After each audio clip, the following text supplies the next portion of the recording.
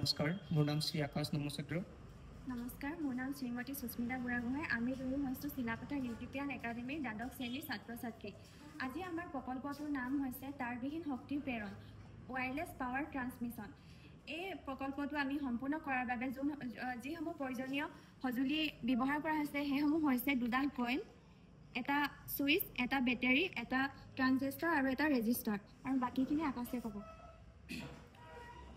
ইয়াত দুইডাল কইল আছে, অৰ্থাৎ এইটো 1 নং কইল আৰু এইটো হৈছে 2 নম্বৰ কইল।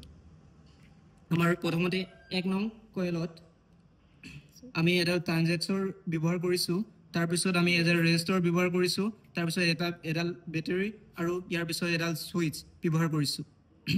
আমি এতিয়া তাৰপিছত এইটো হ'ল 2 নং কইল। এই 2 নং কইলত কোনো ধৰণৰ আপোনালোকে চাব পাৰে কোনো ধৰণৰ ইয়াত বেটেৰী সংযোগ কৰা নাই আৰু ইয়াত এডাল LED বাল্ব ব্যৱহাৰ কৰিছোঁ।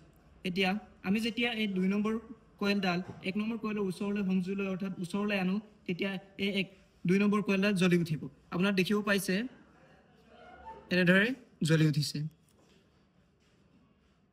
এইদৰে আপোনালোকে দেখি পাইছে এইদৰে জ্বলি উঠিছে।